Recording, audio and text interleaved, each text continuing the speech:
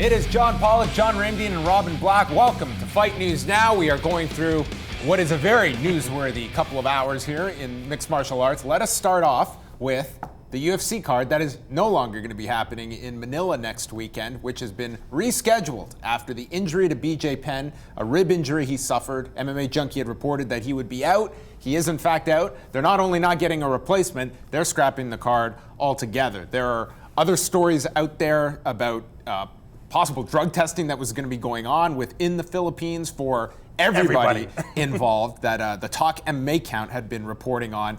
It just seemed like this was a number of different issues that led to the announcement there will be no card next weekend. Yeah, a whole bunch of problems, and that's the part of the issue is put all your eggs in one basket, and that was the BJ Penn basket. He's removed from this card. It didn't seem like anybody was super excited about Tybura and Derek Lewis and some of the other fights. So you feel for the fighters. Exactly. They've gone through this camp. Yep. They don't have a fight at the end of it, but I think the onus here, it is on the UFC. You have to build these cards in such a way that one fight is not going to cause catastrophe. And you looked on paper, with all due respect to the fighters remaining, this was not a card that needed to happen once you remove BJ Penn from the equation. Let's look to the future. Yeah. BJ, would you like to come and fight at UFC 206 in Toronto? I will take Look at this guy thinking. Yeah, exactly. Like seriously, we'd like you to come here. If your rib is okay, I will take your whole team out for tacos. I know this great place. They have tasty tacos. BJ Penn, come be on UFC 206. We got Daniel Cormier versus AJ. Yeah. Spectacular. To Pollock's point, you got to keep stacking cards. BJ, come fight in Toronto, If he's man. making 145, though, tacos might be Afterwards. Okay, afterwards. And they have a $4 whiskey shot every single day. BJ, I know you like whiskey. Different fight prep for different people, I guess. But that's a natural segue because we now have a title fight for UFC 206. Daniel Cormier announcing on UFC Tonight he'll defend the championship against Anthony Johnson for Toronto. That's a great fight. Mm-hmm. I really feel, though, an announcement has to be made one way or the other. If George St-Pierre is really not on this card, I think the UFC needs to just get ahead of it and state that, because expectations are so high that anything short of that I feel is going to be a disappointment to fans because it's been dangled there. If they just say, listen, there's no deal in place, we're still going to put together a card, they've got to get ahead of this. If I'm the UFC, there's no way in hell I'm doing that. I just want the fans to speculate, and I want the fans to hope that George St-Pierre is on the card. At the last minute, we say, you know what, we did our best, we really tried, it didn't happen, both parties couldn't come to some sort of agreement, but you want fans to be excited, you want fans to talk about, oh, this is the fight card, George is coming back, he's 100% going to be at UFC 206. Why, though? If there's no fight at the end of it, you got to get him going. Damn Ramdean's selling Wolf tickets again.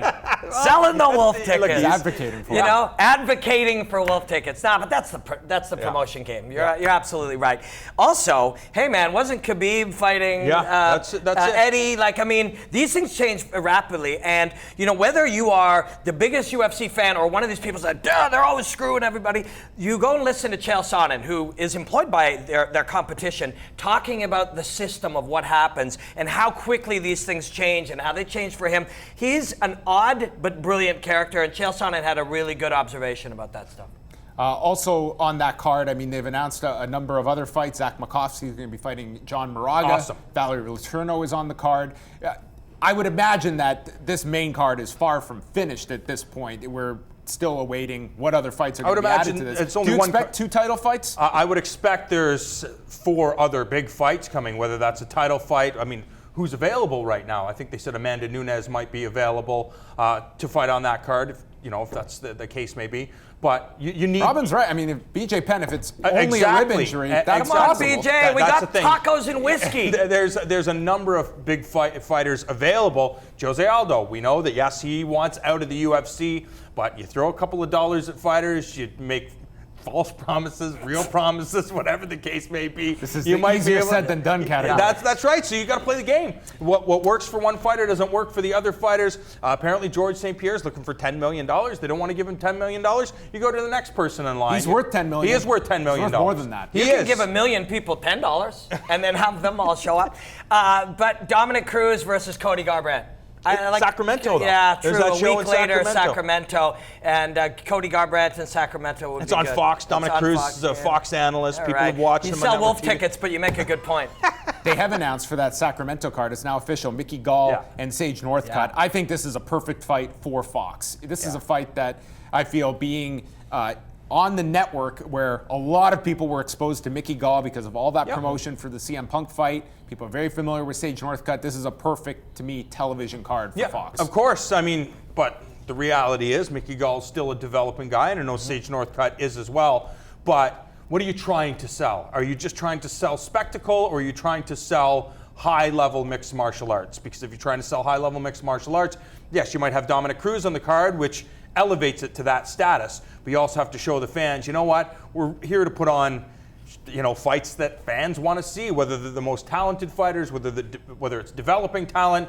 But this is a guy that beat CM Punk, so this is the reason why you're watching him. I'm interested in that fight for sure because he looks like a great fighter, but he's crushed 3 cans. Yeah. You know what I mean? And there's a whole different thing from strutting around, knowing you're going to beat up somebody's father, Uncle CM, and some guy who's actually a writer named Michael Jackson, saying all the right things, and then you fight a real fighter. And this kid is a real fighter, Sage Northcutt. We watched him spar against high-level guys in Montreal. This is a talented guy. And Gall needs to focus in a different way than these easy fights that he's looked at. He can, but that's what I want to see. I want to see how he does in that situation. Just quickly going back to Toronto, and we can only look at this upon the light heavyweight title fight that's been announced. Throwing George St-Pierre out of the equation, what do you expect the demand to be for tickets in this city? It's been 3 years since the UFC has held a major card here in Toronto. The Air Canada Centre is not a small venue either. Throwing George St-Pierre out of the mix, do you think that this is a card that will be able to fill the Air Canada Centre just on the fact that you have this light heavyweight title fight and there's been a demand? Absolutely not. I mean, the reality is, since the UFC first came to Toronto, there were far less shows. Now, you're just hammered with the amount of UFC content out there. There was a time where if you were a mixed martial arts fan, you didn't miss a single show. Now, because there's shows in the Philippines, and there's shows in Sacramento, and there's shows in Germany, and that same night there's a show in Halifax, it's very, very difficult for people to be on board and to consume everything. Now it's like, okay, there has to be a marquee fight, and yes, Anthony Johnson and Daniel Cormier is a marquee fight, but you need to give the fans a good supporting cast. And there are some great fights on there, but they need to see star power, and that's the only way you're going to be able to get people's dollars for the tickets or even for pay-per-view. Because we were talking about it, Daniel Cormier and AJ, what do you think it's going to do? 350,000 pay-per-views at most? Probably less. 300. We've been around a lot of different promoters. There's one in Neil Forrester right here in our office, a hip-hop promoter, and you see these guys work, whether that's boxing, music, whatever. There are other elements to selling something out. Sometimes you spend money, sometimes you push marketing. You imagine where we live, it's going to be, and right here on this network, in fact, it's going to be a crazy push because they haven't had shows in Toronto for a long time. There's barely been anything in Montreal. This needs to succeed. If you're the UFC, you must have this succeed. You can't have this fail. So they're going to pull out all the stops, and that'll include BJ. Tacos, whiskey. But at the same time, one of the reasons why it would be so enticing for fans in Toronto, it's because, we know George is coming back. That's why we're willing to pay tickets. for Wolf tickets. Quick thought on World Series of Fighting, Friday night. Yeah, Friday night. You have to see Justin Gaethje. He's one of the most spectacular fighters outside of the UFC. He's a guy that just goes after it. You also have Vinny Magalhaes and Dave Branch. Those guys are going to put on a show as well. It is must-see TV if you're a fighter. Justin Gaethje is 1 in a million of 1 in a million. That's coming up Friday night here on Fight Network at 11 Eastern, and Saturday night, tune in 6 p.m. Eastern time for our preview show of UFC 204.